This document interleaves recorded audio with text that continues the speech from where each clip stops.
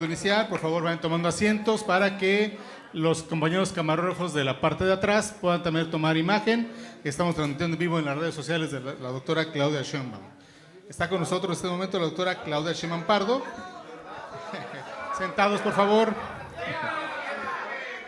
Calma, que ya estamos a punto de empezar. La doctora Claudia Sheinbaum, candidata única a la presidencia de la República por la coalición Sigamos Siendo Historia. Está también con nosotros Julieta Ramírez Padilla, candidata al Senado de la República por Baja California, acompañado de Armando Ayala Robles, también candidato al Senado de la República.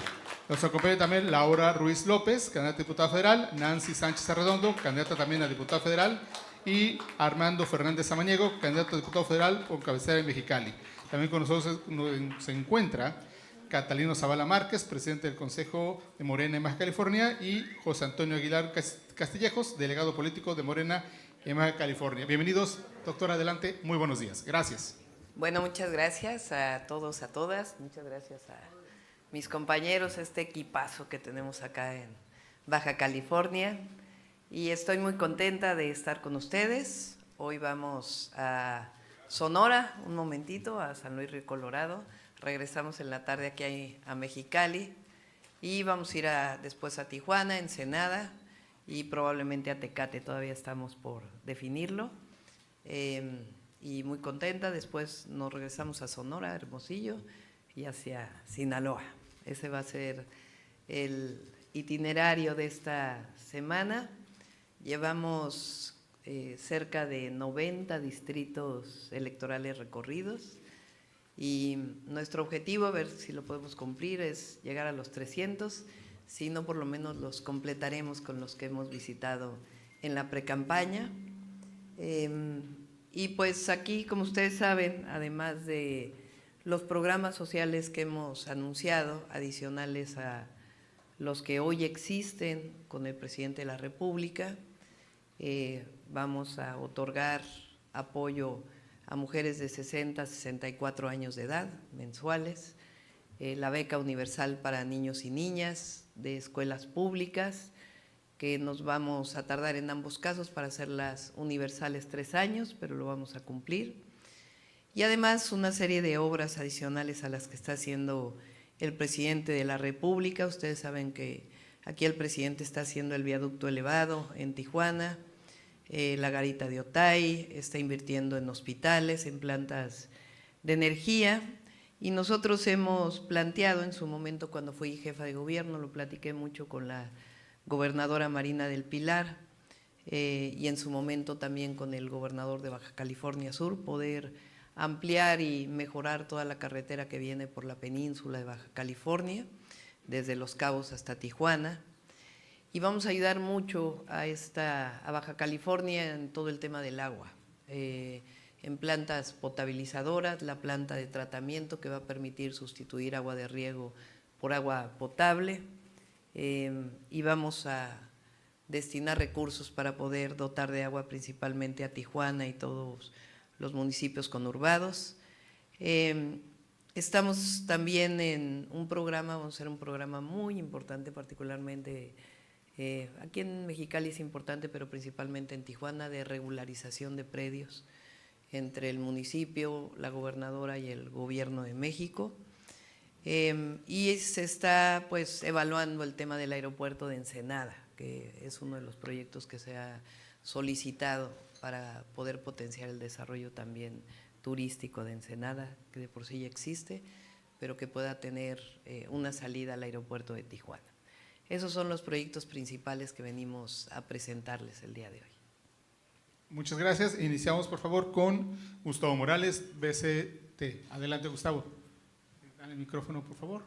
¿Está de este lado? Gracias.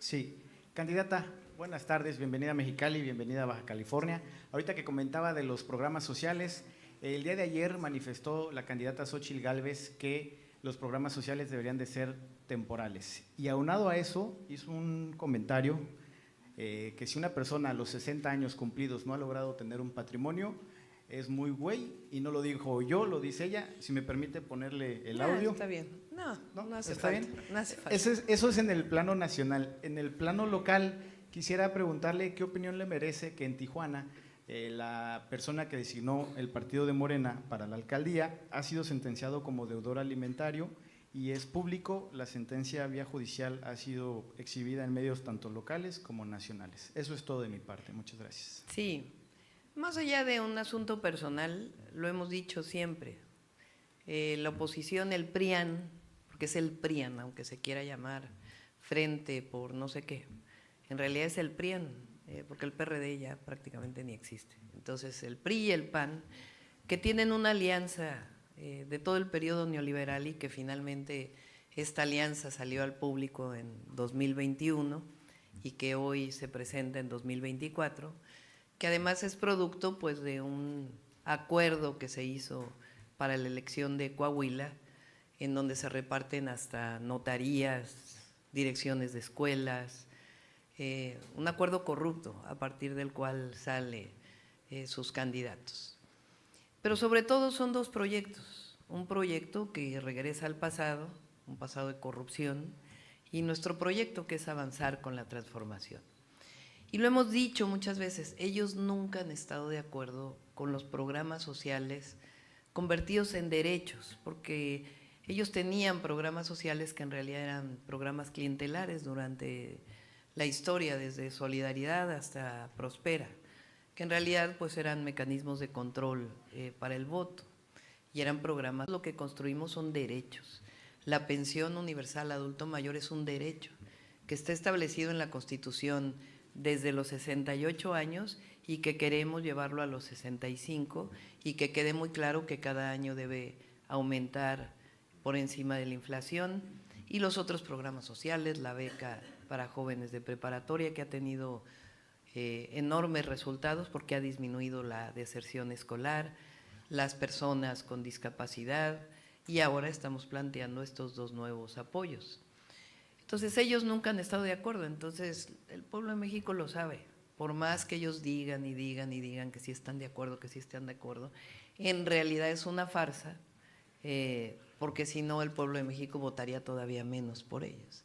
Entonces son proyectos de nación los que hoy se están determinando, que va a decidir el pueblo de México el 2 de junio, y por eso el apoyo popular que hay hacia nosotros y hacia el presidente de la República, porque México ha cambiado a partir de diciembre de 2018 y va a seguir por este camino de la transformación. Sobre el otro caso, lo tiene que determinar el partido, no es un asunto en donde yo tenga que tomar una decisión. Hay una Comisión Nacional de Elecciones que es quien toma estas decisiones. Gracias. Continuamos con Arad Castillo, Canal 66.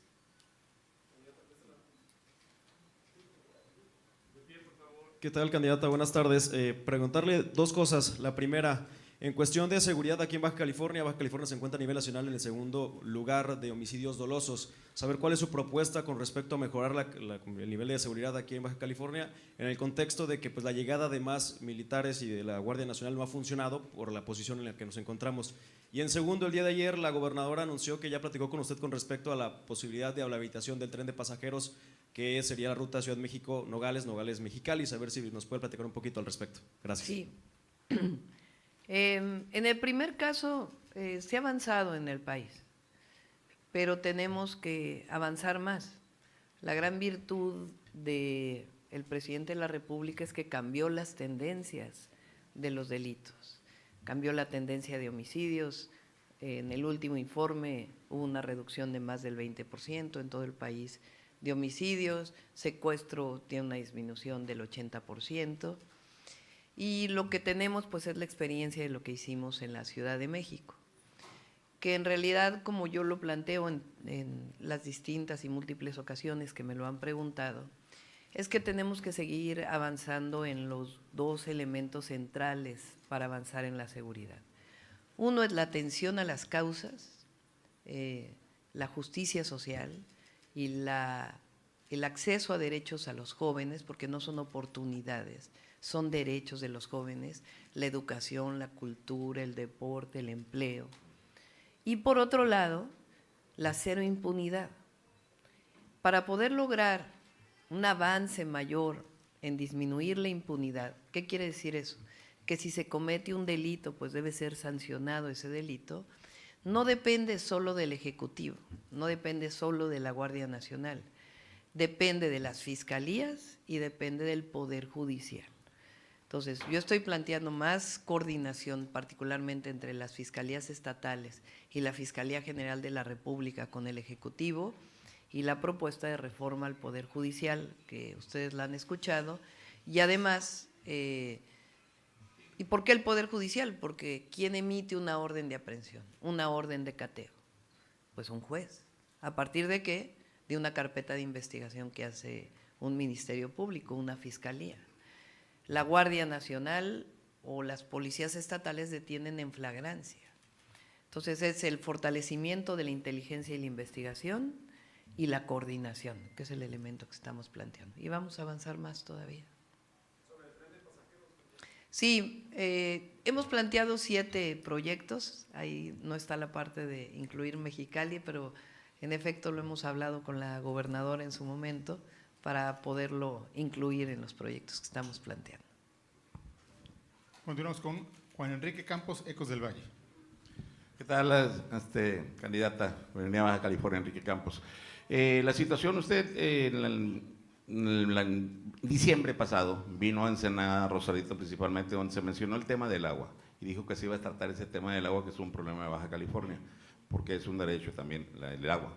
Ahora bien, el asunto no solamente es el agua, sino subir el agua a Tijuana, Ensenada y esos sitios, y aparte el déficit de energía eléctrica que todo el tiempo en Baja California ha existido. ¿Cómo se va a solventar ese déficit de energía eléctrica que hay? Si bien es cierto, se está haciendo la planta fotovoltaica ahí en Puerto Peñasco y un 80% de ello se va a quedar aquí en Baja California, pero ¿qué planes, qué otros planes hay para solventar este problema?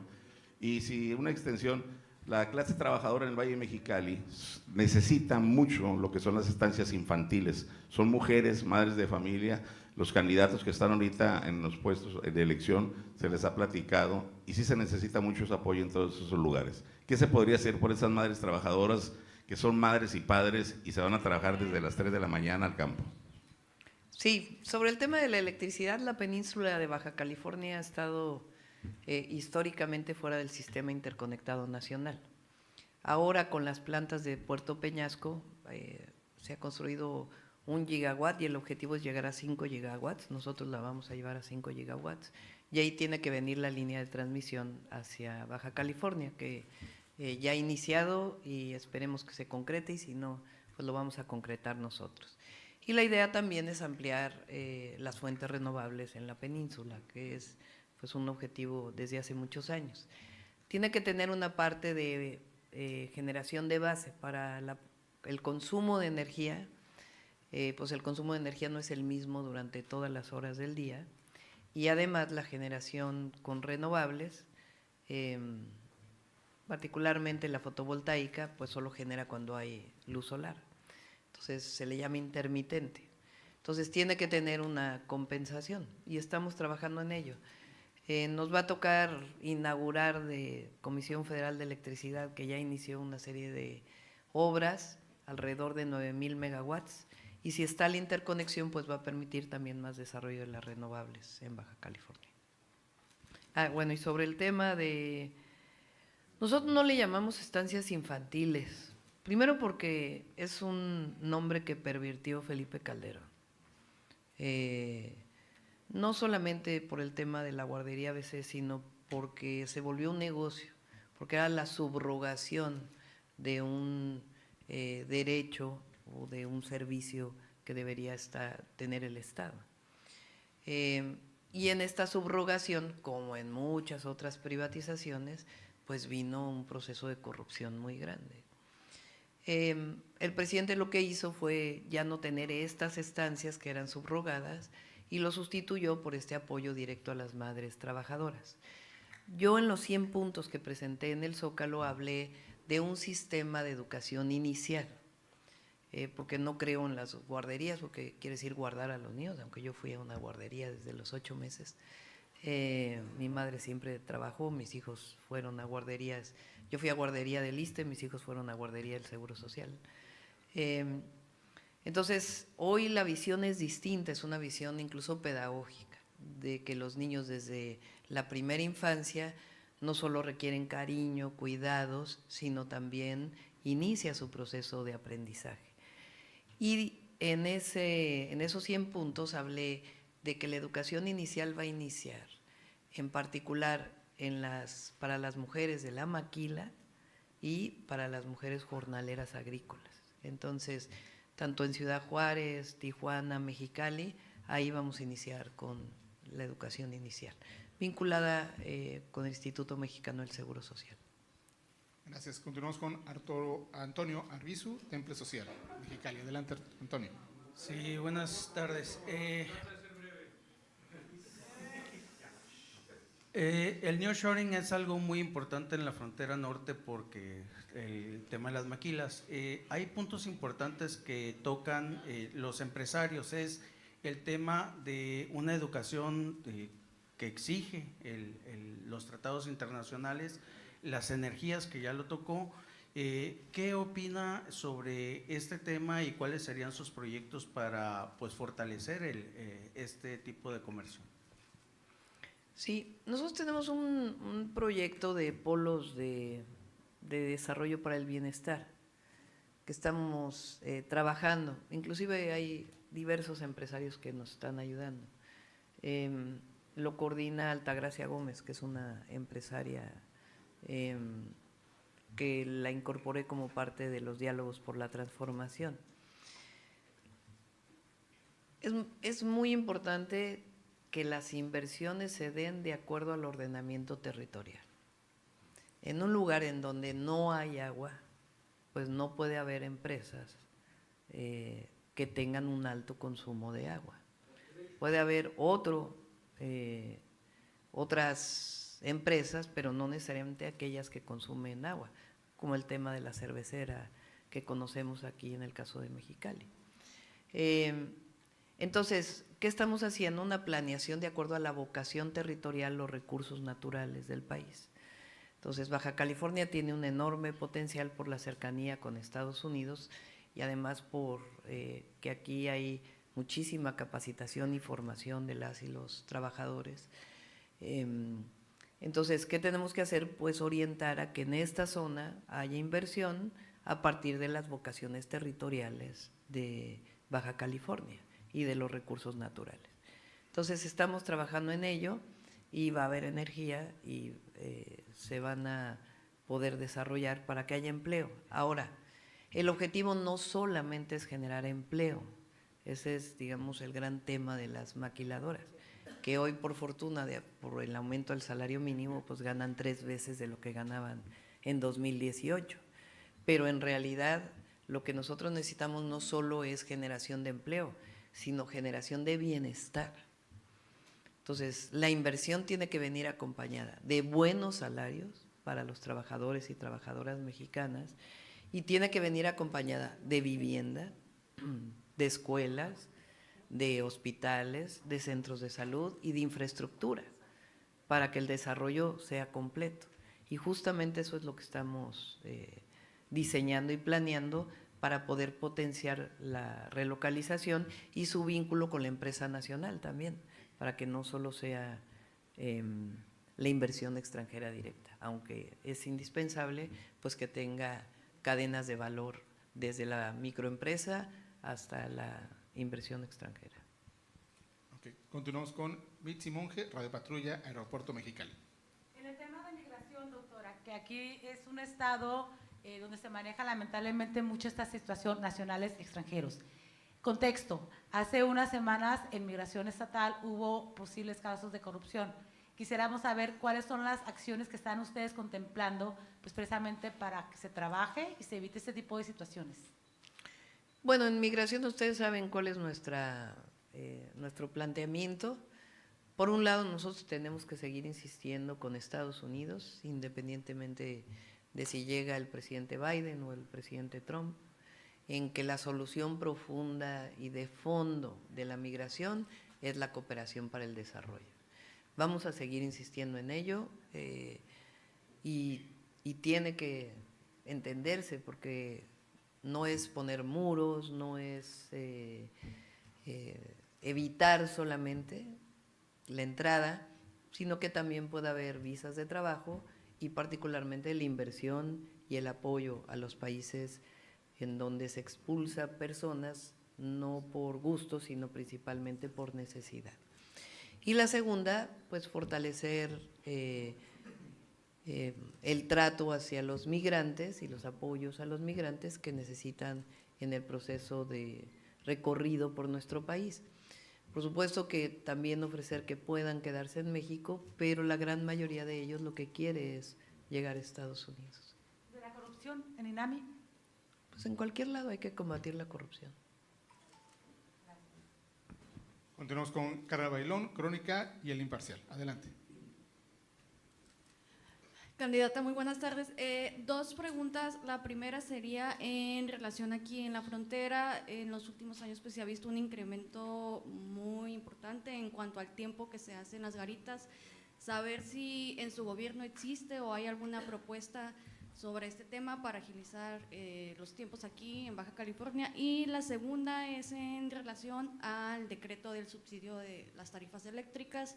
El presidente ya firmó para que esto sea de manera permanente, saber si ahora existe, en caso de ser presidenta, la posibilidad de que hacer algo similar a lo del IVA del 8% en la frontera norte. Serían las dos. Sí. Bueno, sobre la primera está la garita de Otay, que está bastante adelantada de este lado, necesita que sea igual del lado de Estados Unidos, y otros proyectos que tenemos de cruces fronterizos que tienen que agilizarse. Entonces, por lo pronto, la garita de Otay y otros cruces. Y además, digamos, el fortalecimiento de la revisión, particularmente de todo lo que tiene que ver con el transporte de carga. Que ahí tiene que haber, pues, hay mesas de trabajo hoy, pero tiene que haber más mesas de trabajo porque a veces el problema es que tardan mucho tiempo, no solamente porque hay demasiado, sino porque la revisión es muy tardada. Entonces ahí hay que trabajar con el gobierno de Estados Unidos. Y la otra era, perdóname. Eso se va a mantener, todos los apoyos a la frontera se van a mantener, eso tengan la certeza de que así va a ser. El subsidio a las tarifas eléctricas, y también lo mencioné el 18 de marzo, vamos a hacer un programa muy intensivo de uso eficiente de la energía, que no tiene que ver con, o sea, no solo es ahorrar energía pagando la luz cuando no la usamos, o los aires acondicionados cuando no los estamos usando, sino con sustitución de equipos, con aislamientos de las viviendas, que permitan pues disminuir el consumo de electricidad. Gracias. Continuamos con Gerson Martínez, La Voz de la Frontera. Candidata, ¿cómo está? Buenas tardes. Retomando un poco el tema de la tarifa eléctrica, uno de los compromisos que hizo Andrés Manuel López Obrador era analizar el tema de la tarifa 1F aquí en Baja California, reajustarla e incluso poder bajarla por el tema de los subsidios, tema que no se hizo. Si usted en sus compromisos de campaña está ese tema. Dos, si esta tarifa va a pasar no solo de decreto, sino que pasara a que ya sea o una ley o algo, aunque si emitió un decreto, otro presidente o presidenta podría tumbar el decreto, incluyendo el IVA y el ISR, que siguen siendo decretos que cada año tenemos que estar gestionando los gobiernos para que haya inversiones extranjeras confiables y que puedan venir a invertir. ¿Qué compromiso específicamente de campaña hay en estos 3 puntos? Sí, vamos a ver cuáles son los mecanismos jurídicos para que puedan mantenerse los apoyos que se dan a la frontera, más allá del decreto. Y la otra es juntar las dos, por eso hablo de eficiencia y de disminución de la tarifa eléctrica. El tema es que sigue aumentando por el aumento en las temperaturas el consumo de aires acondicionados. Entonces hay que trabajar en la disminución de la tarifa y al mismo tiempo en que consumamos menos electricidad sin tener que reducir el bienestar que nos da un aire acondicionado. Entonces vamos a trabajar en las dos al mismo tiempo, particularmente, por ejemplo, en Mexicali, que es una de las zonas de mayor temperatura de nuestro país, pero hay otras también. Entonces se tiene que trabajar en ambos. Entonces vamos a apoyar a los habitantes de Mexicali y todo Baja California. Estamos trabajando en ello, pero tiene que venir asociado al ahorro de energía. Continuamos con Rosa León Castro, Imagen Radio Baja California. Adelante, Rosa. Está atrás de ti. Gracias. Doctora, buenas tardes. Del 2018 al 2024, el gasto de pensiones de la Federación habría crecido 2.7 veces más que sus ingresos. ¿Pueden las finanzas públicas hacer frente al gasto de programas sociales y pensiones? Y lo saco porque ahorita es tendencia el tema de las afores y es muy preocupante, doctora. Me encantaría que pues hubiera becas, ¿no?, para los niños, para las madres, etcétera, pero me preocupa mucho el estrés que tienen las finanzas públicas y si tiene usted en plan, en puerta, una reforma fiscal de fondo para poder tener más ingresos en nuestro país. Gracias. Sí, lo he contestado varias veces, no tenemos en puerta una reforma fiscal.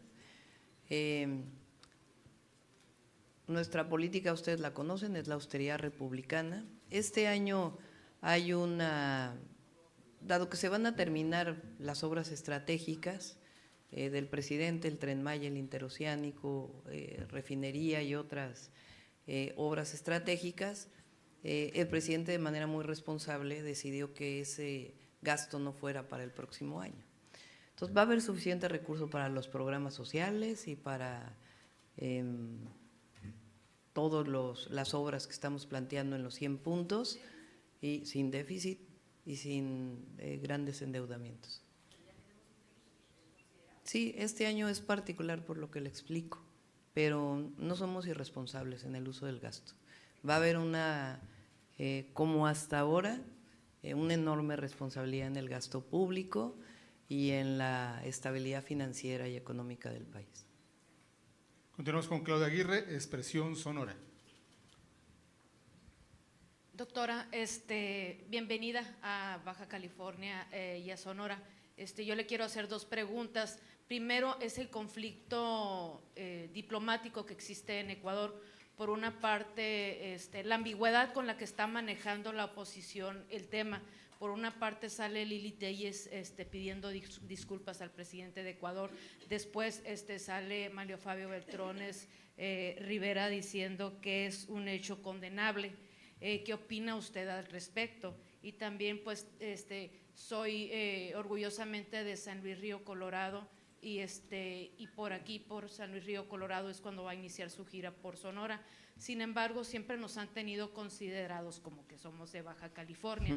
¿Qué le puede decir a los sanluisinos al respecto?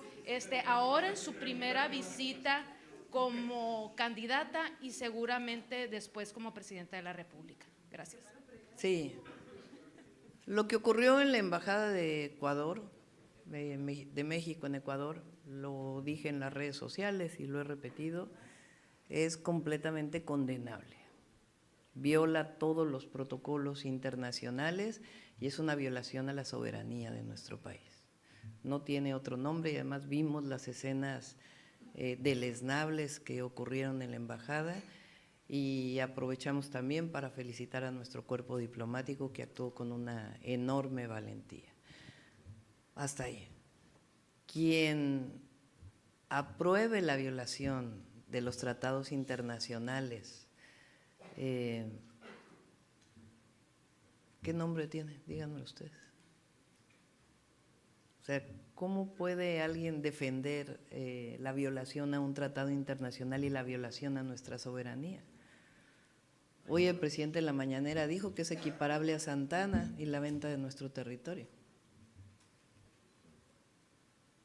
Y sobre San Luis Río Colorado, pues ya vamos a ir para allá para platicar, pero vamos a apoyar a Sonora. Vamos a levantar, mañana lo vamos a platicar, pasado mañana en Hermosillo. Vamos a seguir trabajando en el Plan Sonora. De hecho, aquí está Sonora Power, que creo que lo preguntó ayer en la mañanera. En el Plan Sonora, no solamente el tema de litio, sino tema de cobre. El Plan Sonora es uno de los proyectos más emblemáticos de futuro de nuestro país, porque incluye la producción, una cadena productiva hacia la electromovilidad, al mismo tiempo el desarrollo científico, el desarrollo educativo y el desarrollo comercial, porque tiene incluido también el desarrollo del puerto de Guaymas. Adelante, Dalila Sarabia, Animal Político. Hola doctora, muy buenas tardes. Permítame insistir, ustedes, sus 100 puntos, tiene un programa muy ambicioso para poder dotar de vivienda a los mexicanos. El Lerma ya nos dijo que va a ser 1 millón de viviendas, no nada más 500,000 como era el inicio. Y en este contexto, y dado que la candidata de oposición, y por eso quisiera yo insistir, hace unos momentos hizo esta referencia que aquellas personas con dedicatoria a usted de 60 años o más y que no tienen una vivienda propia, y abro comillas, son muy güey. ¿Qué mensaje le podría usted mandar? Pero también qué mensaje le podría usted mandar a todas esas cientos, miles, millones de personas, sí mayores de 60 años, pero también jóvenes mayores, adultos jóvenes, que no tienen posibilidad de hacerse de un patrimonio? Sí, son 2 proyectos, la verdad es que no vale la pena entrar en un debate cuando ese es el nivel del debate. Lo importante aquí es que hay recursos en el Infonavit, ni siquiera requiere recursos adicionales del presupuesto público. Hay recursos en el Infonavit para potenciar el desarrollo de las viviendas. En la época de Fox se presumía de cientos de miles de viviendas que se hicieron, que después continuaron con Calderón, y fueron estos esquemas de vivienda que en realidad fueron negocios, no fueron viviendas, sino negocios, de viviendas aisladas fuera de los centros urbanos, en donde no había desarrollo ni de infraestructura ni de otras necesidades que tenían las familias, que han generado una situación de cerca de 600,000 viviendas abandonadas.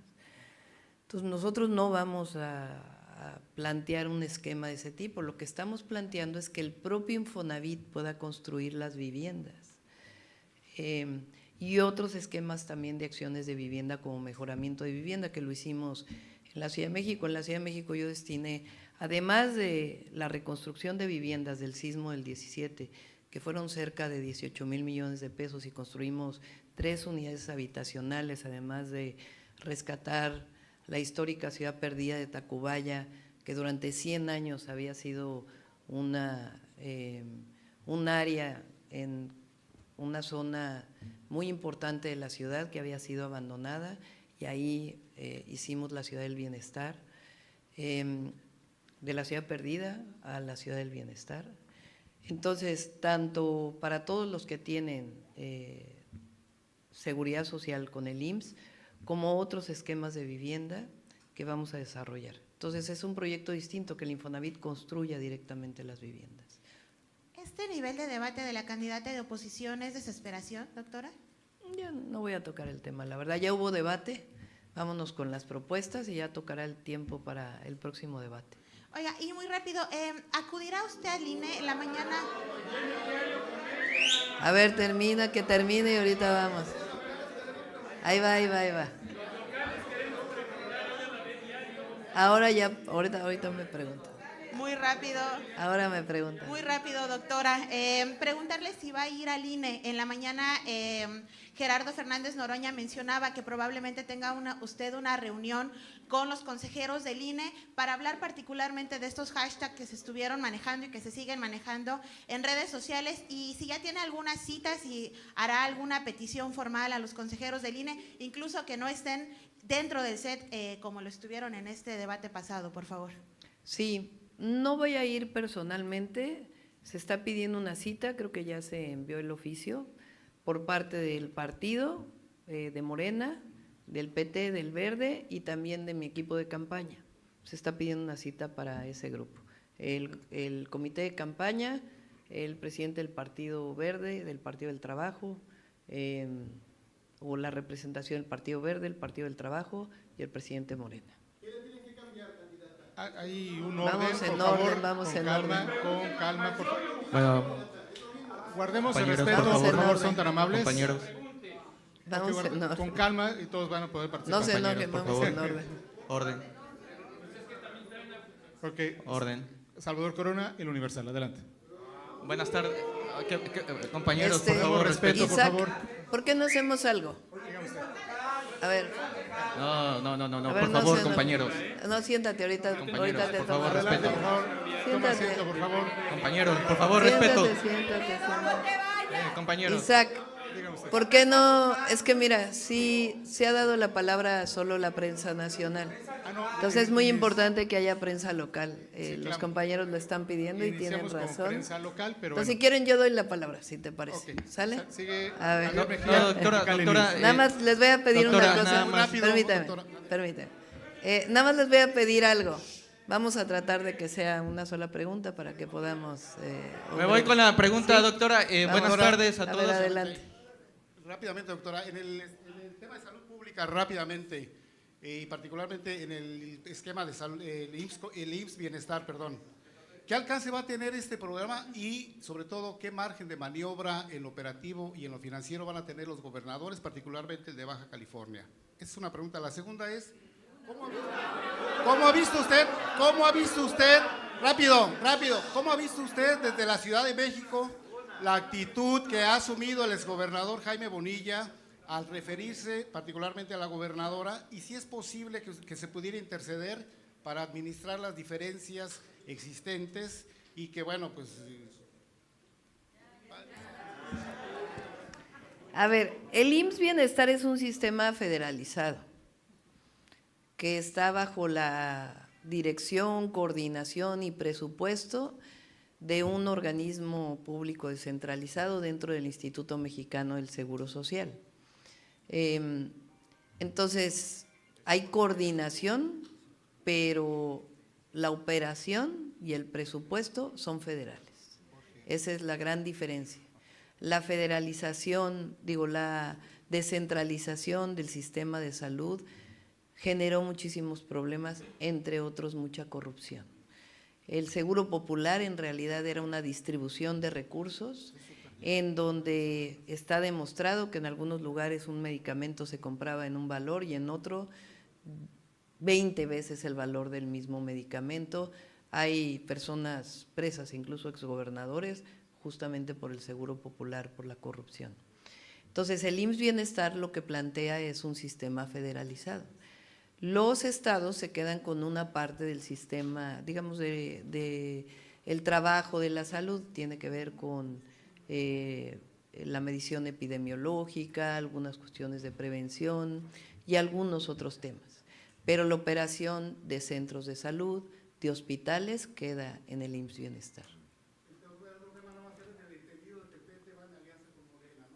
Van separados, vamos separados en una buena parte aquí en Baja California, vamos separados.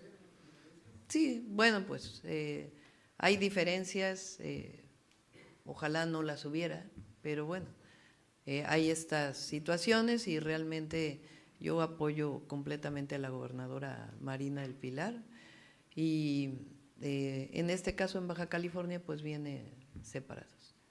Ok, continuamos con Trinchera News, que pidió la palabra desde allá.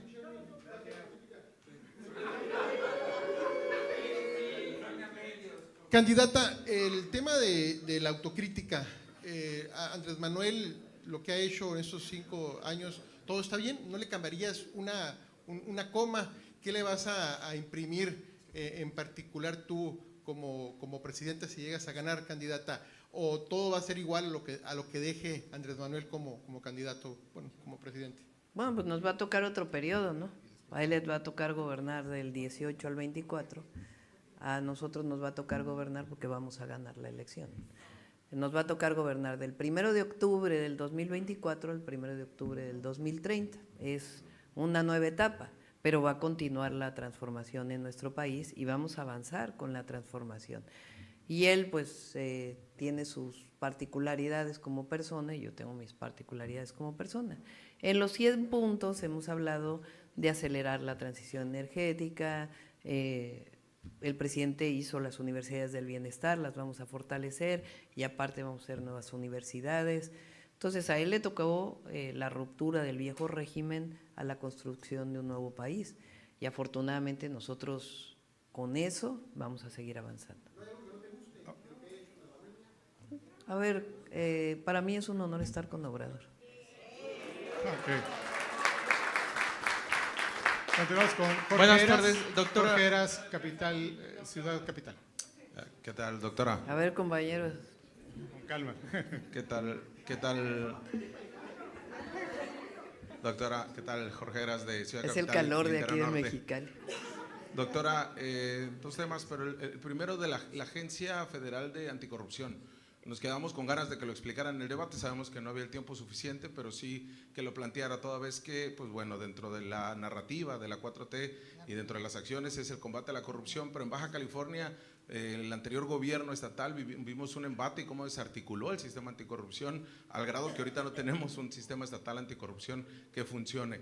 ¿Cómo le harían? Y sobre todo, por ejemplo, ¿qué pasaría al ser una reforma constitucional con la Fiscalía Anticorrupción? ¿Cómo lo trabajarían con las entidades federativas? Porque sería el proyecto más ambicioso en temas de anticorrupción. Y por otro lado, el decreto… El proyecto más ambicioso en temas anticorrupción es los 2.4 billones de pesos que ha ahorrado el presidente de la corrupción para destinarlo a apoyos sociales convertidos en derechos y a las grandes obras estratégicas. Y nosotros vamos a seguir con la austeridad republicana. Esta institución o este instituto, ni siquiera lo planteé directamente yo, sino fue resultado de una serie de mesas de trabajo para poder seguir erradicando la corrupción en otros lugares donde se encuentre. Entonces se planteó esta agencia que concentra información de distintas instituciones y que su esquema sancionador pues es por la vía penal con la Fiscalía General de la República o las fiscalías estatales o por la vía administrativa con el Tribunal Superior de Justicia Administrativa. ¿El decreto Autochocolates va a continuar en su gobierno? Sí, va a continuar. Continuamos con Rosa María Méndez, MF Noticias. Sí, candidata de este lado. Rápidamente nada más para comentarle, históricamente se ha dicho, que yo entiendo ya está rebasada la frase de el sur descansa, el centro piensa, el norte trabaja. Siempre se ha criticado a los gobiernos los centralismos a la hora de la distribución del recurso. Nos llegan muy pocos a los estados y mucho menos a los municipios, que son el ente principal y de enfrentamiento hacia el propio ciudadano. ¿Va a haber alguna reorganización para evitar algún tipo de obras y de ocurrencias del centro y hacia el norte también visualizar que hay una problemática? Una. Dos, rápidamente, las universidades. Yo soy universitaria de cepa, cimarrona de corazón. Y en ese sentido decirle, ¿va a haber recurso o van a seguir creando universidades como el caso de Benito Juárez o habrá recursos también para las universidades estatales que a veces se rascan con sus propias uñas para poder sobresalir? Ese sería todo. No va a haber ocurrencias. En nuestros gobiernos no hay ocurrencias. O sea, no sé por qué planteas ese tema. Yo siempre lo he dicho, no, nosotros somos una federación. Esta idea de que el recurso que se genera se quede en el Estado, pues no seríamos un país.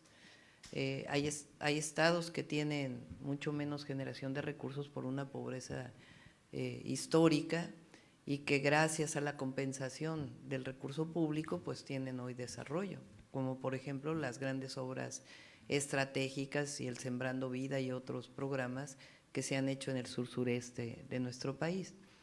Aquí a Tijuana se le ha apoyado mucho, por ejemplo, con obras como el viaducto que se está haciendo.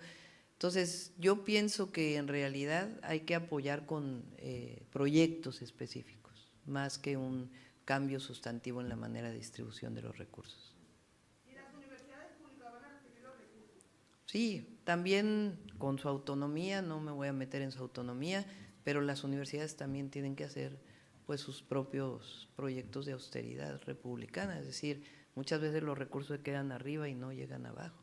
Entonces, claro que va a haber recursos para la educación superior, pero esos recursos tienen que ir a las actividades sustantivas de la educación superior, a la docencia, a la investigación y a la difusión de la cultura. ¿El Tren Maya no fue una ocurrencia? No fue una ocurrencia. Ok, muchas gracias. Continuamos A ver, voy a dar tres más. Mañana vamos a estar aquí en Baja California porque ya vamos rápido, vamos ya tarde a San Luis Río Colorado. Vamos por favor con Ana Julia Contreras desde aquí. Sí, Mañana. muy buenos días. A mí me quisiera preguntar el tema. El presidente Andrés Manuel López Obrador en su campaña se comprometió a unir el tema de Baja California con Baja California Sur a la ampliar la carretera. Sin embargo, esto no ocurrió. ¿Usted podría cumplir con este compromiso del presidente. Le digo porque los tractocamiones dicen, los conductores dicen que no pueden llevar llantas de repuesto, sino espejos de repuesto. ¿Qué nos dice de ese Sí, tipo? lo planteé ahora cuando llegué, fue el primer planteamiento que hicimos, está dentro de los 100 puntos. Correcto, continuamos con Andrea Celeste, California Medios. Pero uno por acá para que la última de este lado. Candidata, el pasado 4 de abril se cumplen 14 años del terremoto del 2010 aquí en Mexicali, Baja California. Ahí se prometió en esta administración panista, inclusive como presidente Felipe Calderón, en construir un hospital de especialidades. Se colocó la primera piedra en 2 ocasiones, hubo el evento, ya había el recurso y se ha pateado el bote hasta la fecha. No contamos con ese hospital de especialidades porque pues ahí se quedó esa piedra y yo creo que ya con los vientos y todo ya se desapareció, ¿no? ¿Se tiene algo planeado al respecto? Porque hay un recurso en Banobras al respecto. Sí, más que haber un recurso en Banobras, ahora se está haciendo inversión, si no que me corrijan aquí mis compañeros, en el Hospital General de Tijuana para el IMSS y en Ensenada en el caso del ISSSTE. Y vamos a ver ahí con la gobernadora ahora que lleguemos para poder fortalecer el IMSS Bienestar tiene esa gran virtud, además de darle apoyo al IMSS y al ISSSTE, que tiene la posibilidad de desarrollar a partir de una planeación de las necesidades de nuestro país, dónde se requieren hospitales de especialidad, dónde hospitales generales. Nosotros vamos a dedicar muchos recursos a la atención primaria de la salud para evitar que se llegue a los hospitales. Entonces, no te contesto exactamente sí, sino vamos a platicarlo con la gobernadora para ver las necesidades acá. Muchas gracias. Cerramos con Mario Palacios, Noticia Conexión. Gracias, candidata, buenas tardes, gracias. Simplemente preguntarle, si llega usted a Presidencia de la República, ¿tendremos certeza los mexicanos de cualquier índole de la sociedad de libertad y respeto a la propiedad privada? Qué bueno que lo preguntas, porque es increíble la campaña sucia que se hace contra nosotros. A ver, ¿cuándo hemos hablado de que estamos en contra de la propiedad privada? ¿Cuándo? Empecé diciendo que vamos a hacer un programa de regularización de la vivienda y de construcción de vivienda. Entonces, nunca hemos estado en contra de la propiedad privada, nunca. Es más, les voy a decir más todavía. Esta idea de que la democracia la defiende el PRIAN, pues, ¿quién hizo los fraudes electorales en nuestro país? ¿Quién compra votos? ¿Quién históricamente provocó el fraude electoral del 88, del 2006 y del 2012? Entonces, quien defiende la democracia somos nosotros. Las libertades las defendemos nosotros. ¿Quién defiende que no haya represión, que no se use el poder del Estado en contra de los movimientos sociales? Nosotros. Entonces nosotros defendemos las libertades, la democracia y el bienestar del pueblo. Muy distinto a lo que ocurrió durante 36 años en nuestro país, que estuvo plagado de fraudes electorales, de un magnicidio y además del empobrecimiento del pueblo de México y de una probadísima corrupción. No somos iguales, pero sí defendemos la propiedad privada. Está en nuestra Constitución. Perfecto. Muchísimas gracias. Nos vamos al próximo meeting. Muchas gracias. Muy buenos días. Gracias. A ver, deja que, porque le quitaste la palabra. Un segundo, por favor, denme un segundo. Doctora, buenas tardes. El Consejo General del INE ya Sentados, batió por la favor, propuesta si están de amables. Xóchitl Gálvez de pues no usar los programas sociales en la campaña. Dice que ya hay una ley que combate los delitos electorales. Entonces, ¿cuál sería su opinión? Y la segunda pues sería pues que va a analizar quitar o no las mañaneras en este momento. Ayer lo dije, que me parecía que quitar las mañaneras, además de que ya lo decidió el Tribunal Electoral, es un absurdo y además es autoritario porque es quitarle la posibilidad de expresión al presidente de la República. Y nosotros estamos por la libertad de expresión. Y segundo, En el otro tema, pues es que así es. O sea, ellos hablan de que los programas sociales son temporales y quieren que el INE haga una campaña para decir que los programas sociales no se van a quitar. No, pues eso le corresponde a cada candidata, a cada partido político defender sus posiciones. Y los únicos que por convicción defendemos los programas y los derechos del pueblo somos nosotros, somos Morena. Gracias a todos y a todas. Muchas gracias, muy buenas tardes y nos vemos en un próximo momento. Gracias, qué amable.